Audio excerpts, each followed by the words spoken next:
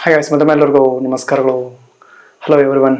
ಏನು ಗುರು ಇವತ್ತು ಸಿಗೋ ಬೇಜಾರು ಅಂತ ಹೇಳ್ತಿದ್ದೀರಾ? ಎಕ್ಸಾಕ್ಟ್ ಇವತ್ತು ಬಂದು ಬುಧವಾರ. ನಿನ್ನೆ ಮಂಗಳವಾರ ಬೆಳಗ್ಗೆ ಒಂದು 10ರಿಂದ 10:30 ಅನ್ಸುತ್ತೆ, ನಮ್ಮ ನಿಯರ್ ಬೈ ಶಿವಮೊಗ್ಗದ ತುಂಬ ಪ್ರಮುಖವಾದ ಒಂದು ಸ್ಕೂಲಲ್ಲಿ ಒಂದು ಘಟನೆ ನಡೆದಿದೆ. ಏನಪ್ಪ ಅಂತೀರಾ? ಆ್ಯಕ್ಚುಲಿ ಮೇಘನ ಅನ್ನೋ ಹುಡುಗಿ ಬಂದು ಮೇಲ್ಗಡೆಯಿಂದ ಹಾರಿದಾಳೆ ಅಂತ ಅಲ್ಲಿರೋ ಸ್ಥಳೀಯರು ಹೇಳ್ತಾರೆ.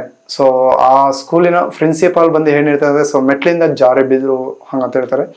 ಆ್ಯಕ್ಚುಲಿ ಮೇಘ್ನ ಯಾರು, ಬಸ್ಟ್ ಏನಕ್ಕೋಸ್ಕರ ಹಂಗೆ ಇದು ಆಗಿದೆ ಅಂತ ಹೇಳ್ತೀನಿ. ಬನ್ನಿ ವಿಡಿಯೋದೊಳಗೆ ಹೋಗೋಣ.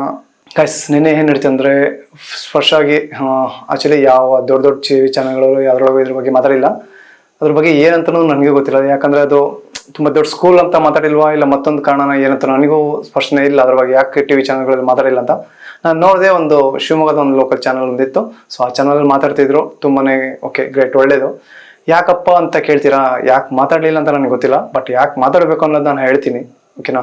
ನಿಮಗೆ ಸರಿ ಅನ್ಸಿದ್ರೆ ಓಕೆ ನೋಡಿ. ಏನಾಯಿತು ವಿಷಯ ಅಂದರೆ, ಆ್ಯಕ್ಚುಲಿ ನಿನ್ನೆ ಬೆಳಗ್ಗೆ ಬಂದು ಮಂಗಳವಾರ ಬೆಳಗ್ಗೆ ಒಂದು 10 ಗಂಟೆ 10:30 ಅಷ್ಟು ಸುಮಾರಿಗೆ ಹುಡುಗಿ ಮೇಲಿಂದ ಹಾರಿ ಬಿದ್ದೆ ಆತ್ಮಹತ್ಯೆ ಮಾಡ್ಕೊಂಡಿದ್ದಾಳೆ. ಸೊ ಯಾರು ಇದು ಮಾಡಿಲ್ಲ. ಸೊ ಆತ್ಮಹತ್ಯೆ ಎಸಗಿದ್ದಾಳೆ. ಆತ್ಮಹತ್ಯೆಗೆ ಏನು ಕಾರಣ? ಸೊ ಕಾರಣ ಬೇಕಲ್ವಾ? ಏನಕ್ಕಾಗಿ ಆತ್ಮಹತ್ಯೆ ಮಾಡ್ಕೋಬೇಕು ಅಲ್ವಾ? ಈಗ ಪೋಷಕರು ಅವರ ತಂದೆ ತಾಯಿ ಏನ್ ಹೇಳ್ತಾರೆ ಅಂದ್ರೆ, ಆ ಸ್ಕೂಲಿಂದ ಮಾಸ್ಟರ್ದು ಮತ್ತೆ ಆ ರೂಮ್ ಯಾವ್ದೋ ವಾರ್ಡ್ ಬೈ ಅಂತದೆ. ಸೊ ಅವ್ರದ್ದು ಪ್ರೆಷರ್ ಇತ್ತು, ಅದಕ್ಕೆ ನಮ್ಮ ಹುಡುಗಿ ಹಿಂಗ್ ಮಾಡ್ಕೊಂಡಿರಂತೆ ಹೇಳ್ತಾರೆ. ನೆಕ್ಸ್ಟ್ ಸ್ಕೂಲ್ ಪ್ರಿನ್ಸಿಪಾಲ್ ಏನಂತಾರೆ, ಅವ್ರು ಏನಂತಾರೆ ಅಂದ್ರೆ, ಮೆಟ್ಲಿಂದ ಬರ್ತಾ ಜಾರಿ ಬಿದ್ದಾಳೆ. ಸೊ ಹಾಗೊಂದು ಹೇಳ್ತಾರೆ.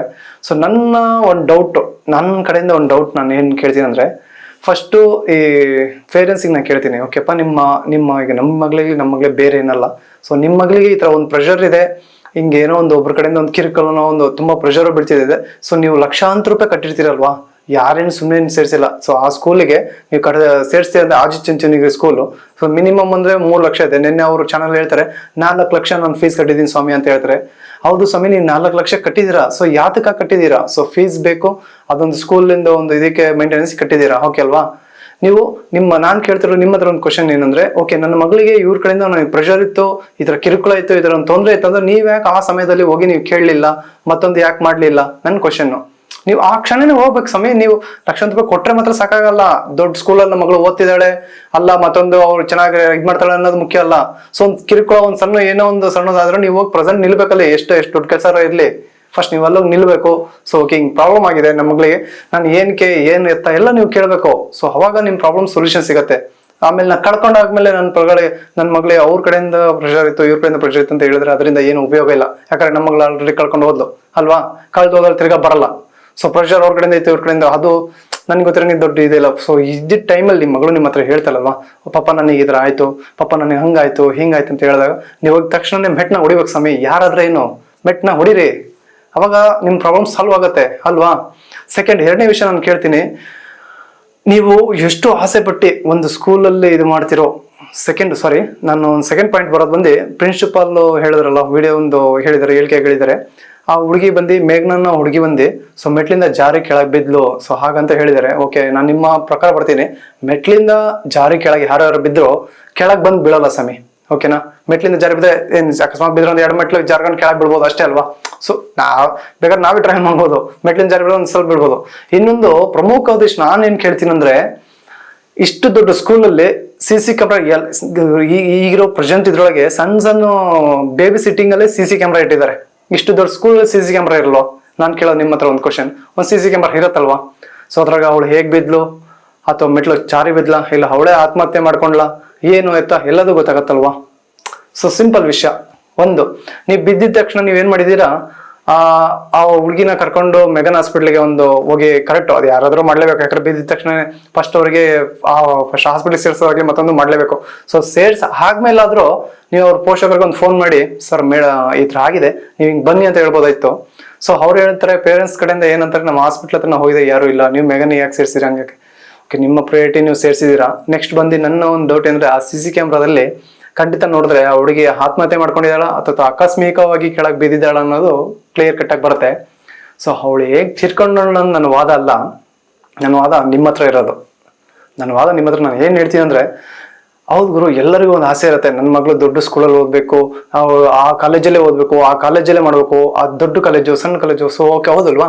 ಆ ದೊಡ್ಡ ಕಾಲೇಜಲ್ಲಿ ನನ್ನ ಮಗಳು ಓದ್ತಿದ್ದಾಳೆ ಅಂತ ನಿಮ್ಗೆ ಆಸೆ ಇರುವಾಗ ಲಕ್ಷಾಂತರ ರೂಪಾಯಿ ನೀವು ಕಟ್ತೀರಾ, ಡೊನೇಷನ್ ಫೀಸು ಏನೋ ಒಂದು ಮಾಡ್ಕೊಳ್ಳಿ. ಎಷ್ಟಾರು ಲಕ್ಷ ಕಟ್ರಿ, ನಿಮ್ಮ ಹತ್ರ ಆಗತ್ತೆ ಆಗಲ್ವೋ, ಸಾಲ ಮಾಡ್ತಿರೋ ಇಲ್ಲ ನಿಮ್ಮ ಕೈಲಿರುತ್ತೆ, ಏನಾದ್ರು ಕಟ್ರಿ. ನಿಮಗೆ ನಾನು ಕೇಳೋ ಕ್ವಶನ್ನು, ನನ್ನ ಮಗಳು ದೊಡ್ಡ ಕಾಲೇಜಲ್ಲಿ ಓದಬೇಕು ಅನ್ನೋ ಒಂದು ಆಸೆ ಇದ್ದಾಗ, ಸೊ ಆ ಕಾಲೇಜಿಗೆ ಓಕೆನಾ, ಕರೆಕ್ಟಾಗಿ ಇದನ್ನ ಅರ್ಥ ಆಗತ್ತ ನೋಡಿ. ನಿಮಗೆ ಎಷ್ಟು ಕಾಲೇಜಲ್ಲಿ ಓದೋ ನಿಮಗೆ ಹೆಮ್ಮೆನೋ, ಸೊ ಆ ಕಾಲೇಜಲ್ಲಿ ಅರ್ಥ ಆಯ್ತಾ, ಆ ಕಾಲೇಜಲ್ಲಿ ಅಲ್ಲಿರೋ ಎಲ್ಲ ಸ್ಟೂಡೆಂಟ್ಸ್ಗಳು ಪಾಸ್ ಆಗಿ ಹೊರಗೆ ಹೋಗ್ಬೇಕು ಅನ್ನೋದು ಅಷ್ಟೇ ಪ್ರೆಸರ್ ಅವ್ರಿಗೂ ಇರುತ್ತೆ. ಓಕೆನಾ, ನನ್ನ ಕಾಲೇಜಲ್ಲಿ ಇಷ್ಟು ಈಗ 1,000 ಜನ ಇರ್ತಾರೆ ಒಂದು ಕಾಲೇಜಲ್ಲಿ, ಅಂದ್ರೆ ಕಾಲೇಜಲ್ಲಿ ಒಂದು 900 ಜನ ಆದ್ರೂ ಪಾಸ್ ಆದ್ರೆ ಮಾತ್ರ ಕಾಲೇಜಿಗೆ ವ್ಯಾಲ್ಯೂ. 1000 ಜನದಲ್ಲಿ 500 ಜನ ಪಾಸ್ ಆಗಿ 500 ಜನ ಫೇಲ್ ಆದ್ರೆ ಕಾಲೇಜಿಗೆ ವ್ಯಾಲ್ಯೂ ಇಲ್ಲ. ಸೊ ಹಾಗಾಗಿ ಏನ್ ಮಾಡ್ತಾರೆ, ದೊಡ್ಡ ಫುಲ್ ಕಾಲೇಜಿನ ಮ್ಯಾನೇಜ್ಮೆಂಟ್ ಅಷ್ಟೇ ಏನಾಗುತ್ತೆ, ನಮ್ಮ ಪ್ರಿನ್ಸಿಪಲ್ ಅಂದ್ರೆ ಮೇಸ್ಟ್ರುಗಳು ಲೆಕ್ಚರ್ಗಳ ಮೇಲೆ ಪ್ರೆಷರ್ನ ಹಾಕ್ತಾರೆ. ನೀವು ಈ ನಿಮ್ಮ ರೂಮಲ್ಲಿ ಈಗ ಎಷ್ಟು ಒಂದು 5 ಜನ ಸ್ಟೂಡೆಂಟ್ಸ್ ಇದ್ದಾರ, ಅವ್ರು ಅಷ್ಟು ಜನ ಪಾಸ್ ಆಗಬೇಕು, ಇದು ನಿಮಗೆ ಸೇರಿದ್ದು ಅಂತ ಹೇಳ್ತಾರೆ. ಸೊ ಅವರು ಮಕ್ಕಳು ಚೆನ್ನಾಗಿ ಓದ್ಬೇಕಂತ ಹೊಡಿತಾರೋ ಇಲ್ಲ ಪ್ರೆಷರ್ ಹಾಕ್ತಾರೋ ಮತ್ತೊಂದು ಏನ್ ಮಾಡ್ತಾರೋ ಗೊತ್ತಿಲ್ಲ. ಯಾಕಂದ್ರೆ ನಿಮ್ ಹುಡುಗಿ ಆ ಕಾಲೇಜ್ ಓದ್ತಿರೋ ನಿಮಗೆ ಹೆಂಗೆ ಹೆಮ್ಮೆನೋ, ಸೊ ಆ ಕಾಲೇಜಲ್ಲಿರೋ ಮಕ್ಕಳು ಪಾಸ್ ಆದ್ರೆ ಮಾತ್ರ ಆ ಕಾಲೇಜ್ ಮ್ಯಾನೇಜ್ಮೆಂಟ್ಗೆ ಒಂದು ಹೆಮ್ಮೆ. ಈ ಪ್ರೆಷರ್ ಅವ್ರ ಮೇಲೆ ಬಿದ್ದಾಗ ಅವ್ರು ತಮ್ಮ ಮಕ್ಳ ಮೇಲೆ ಹಾಕ್ತಾರೆ. ಸೊ ಮಕ್ಕಳು ಪ್ರೆಷರ್ ತಗೊಳಕಾಗ್ದೆ ಈ ತರ ಆತ್ಮಹತ್ಯೆ ಮಾಡ್ಕೊಂಡು ಹೋದ್ರೆ ಯಾರು ಉಳಿಯಲ್ಲ ಇಲ್ಲಿ. ಫಸ್ಟ್ ಅವ್ರ ಮಕ್ಕಳಿಗೆ ತಪ್ಪಲ್ಲ ಅದು ಹೇಳೋದು, ತಂದೆ ತಾಯಿಗಳ ತಪ್ಪು. ಫಸ್ಟ್ ನೀವು ಜಸ್ಟ್ ಪಾಸ್ ಆಗ್ತಾರ, ಅವ್ರು ಯಾಕೆ ಅಷ್ಟು ದೊಡ್ಡ ಕಾಲೇಜಲ್ಲೇ ಓದ್ಬೇಕಂದ್ರೆ ನೀವು ಹಾಕ್ತೀರಾ?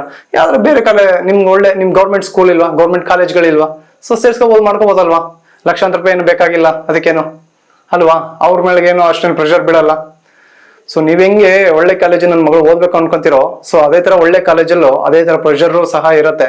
ಆ ಕಾಲೇಜಿಂದ ಹೊರಗೆ ಬರೋ ಎಲ್ಲಾ ವಿದ್ಯಾರ್ಥಿಗಳು ಪಾಸ್ ಆಗ್ಬೇಕು ಅಥವಾ ಮೆರಿಟಿಗೆ ಬರ್ಬೇಕು, ರ್ಯಾಂಕ್ 1 ಬರ್ಬೇಕು ಅಂತ ಅವ್ರಿಗೂ ಪ್ರೆಷರ್ ಇರುತ್ತೆ. ಸೊ ಹಾಗಾಗಿ ಅವರು ಹೋರಾಡ್ತಾರೆ. ಈ ಪ್ರೆಷರ್ ತಾಳಕ್ಕಾಗದೆ ಈ ಹುಡುಗಿ ಏನಾಗಿದೆ, ಪ್ರೆಷರ್ ತಾಳಕ್ಕಾಗದೆ ಆತ್ಮಹತ್ಯೆ ಮಾಡ್ಕೊಂಡ್ಲ, ಅಥವಾ ಈಗ ಅಕಸ್ಮಾತ್ ಆಗಿ ಪ್ರಿನ್ಸಿಪಾಲ್ ಇರೋ ತರ ಮೆಟ್ಲು ಕಾಲ್ ಜಾರಿ ಕೆಳಗೆ ಬಿದ್ದಿ ಅಕಸ್ಮಾತಾಗಿ ಆಯ್ತಾ ಅನ್ನೋದನ್ನ ಆ ಪೊಲೀಸ್ ತನಿಖೆಲೆ ಗೊತ್ತಾಗಬೇಕಾಗಿದೆ. ಆಕ್ಚುಲಿ ನಿನ್ನೆ ನಾ ರೋಡಲ್ಲೇ ಬರ್ತಾ ಇದ್ದೆ. ಆ ರೋಡಲ್ಲಿ ಬರ್ತಿರುವಾಗ ತುಂಬಾ ಬೈಕು, ತುಂಬಾ 4-5 ಜೀಪು ಎಲ್ಲ ನಿಂತಿತ್ತು. ನಾನು ಏನ್ ಅನ್ಕೊಂಡೆ, ಮೇ ಆ ಕಾಲೇಜಿಗೆ ಸಾಧಾರಣವಾಗಿ ಸ್ವಾಮೀಜಿಗಳು ಬರ್ತಾರೆ, ಸೊ ಅವ್ರೇನೆಲ್ಲ ಬಂದಿರ್ಬೇಕು, ಹಾಗಾಗಿ ಇವತ್ತು ಇಷ್ಟೊಂದು ಬೈಕು ಎಲ್ಲ ಬಂದಿದೆ ಅಂತ ಅನ್ಕೊಂಡೆ. ಆ ನಂತರ ಈ ಕಡೆ ಬಂದಾದ್ಮೇಲೆ ಗೊತ್ತಾಗಿದ್ದು ಯಾವ ದೊಡ್ಡ ಚಾನಲ್ಗಳು ಬಂದಿಲ್ಲ. ಇದು ಒಂದ್ಸಲ ನಾನು ಯೂಟ್ಯೂಬ್ ತಗೊಂಡು ನೋಡ್ತಾ ಇದ್ದಾಗ ನಾನು ಆ ಲೋಕಲ್ ಚಾನಲ್, ಶಿವಮೊಗ್ಗದ ಲೋಕಲ್ ಚಾನಲ್ ಇದನ್ನ ತೋರಿಸ್ತಾ ಇದ್ರು. ಸೊ ಅವಾಗ ಒಂದು ಈ ವಿಷಯ ಗೊತ್ತಾಯ್ತು. ನಾನು ಹಂಗೆ ಪಾಸ್ ಆಗಿದ್ದೀನಿ, ಅದೇ ದಾರಿಯಲ್ಲಿ ನಾನು ಪಾಸ್ ಆಗಿದ್ದೀನಿ. ಅದನ್ನ ನನಗೆ ಗೊತ್ತಾಗ್ಲಿಲ್ಲ, ವಿಷಯ ಏನಂತ ಗೊತ್ತಿಲ್ಲ. ಬಟ್ ತುಂಬಾ ಲೇಸಿಯಾಗಿ ಮಾಡ್ಬಿಟ್ರು ಅಂತ ನನ್ನ ಒಂದು ಅನಿಸಿಕೆ. ನಿಮಗೆ ನನ್ನ ಪ್ರಕಾರ ಆ ಮೇಘ್ನಾ ಮಾಡಿದ್ದು ಓಕೆ, ಸೂಸೈಡ್ ಮಾಡ್ಕೊಂಡು ಅಥವಾ ಅಕಸ್ಮಾತ್ ಅದನ್ನ ತನಿಖೆಗೆ ಗೊತ್ತಾಗಬೇಕಾಗಿದೆ. ಆತರ ಆಗಿದ್ದು ಸರಿನೋ ತಪ್ಪೋ ನನಗೆ ಗೊತ್ತಿಲ್ಲ. ಕಾಲೇಜ್ ಮ್ಯಾನೇಜ್ಮೆಂಟ್ ಕಡೆಯಿಂದ ನನ್ ಕೇಳಿದ್ರೆ ತಪ್ಪು ಅಂತ ನಾ ಹೇಳ್ತೀನಿ. ನೆಕ್ಸ್ಟ್ ಪೋಷಕರ ಕಡೆಯಿಂದನೂ ಇದು ತುಂಬಾ ದೊಡ್ಡ ತಪ್ಪು.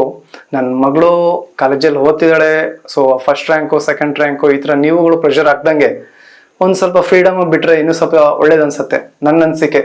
ಸೊ ನಿಮಗೇನು ಅನ್ಸುತ್ತೆ ಅಂತ ಕಮೆಂಟ್ ಸೆಕ್ಷನ್ ಅಲ್ಲಿ ಕಮೆಂಟ್ ಮಾಡಿ, ಹಾಗೂ ನನ್ನ ಚಾನಲ್ನ ಸಬ್ಸ್ಕ್ರೈಬ್ ಮಾಡ್ಕೊಳ್ಳಿ. ಆವಾಗ ನಾನು ಹಾಕೋ ಈ ಪ್ರತಿಯೊಂದು ವಿಡಿಯೋನು ಪ್ರತಿಯೊಬ್ಬರಿಗೂ ಹೋಗಿ ತಲುಪತ್ತೆ. ಬಾಯ್.